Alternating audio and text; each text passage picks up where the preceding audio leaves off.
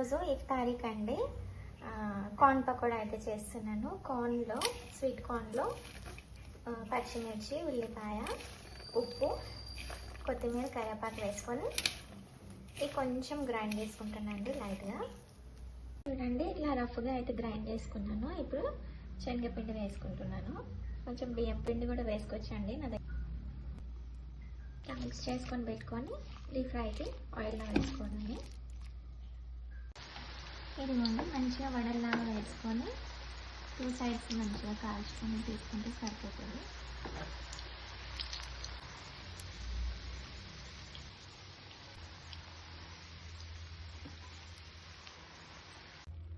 ఇదిగోండి మంచిగా క్రిస్పీగా జ్యూసీగా వడలు అయితే రెడీ అయిపోయాయి. స్వీట్ కార్న్ వడలు స్పైసీగా చాలా బాగుంటాయి. కొద్దిగా స్పైసీగా, కొద్దిగా స్వీట్గా చాలా బాగుంటాయి.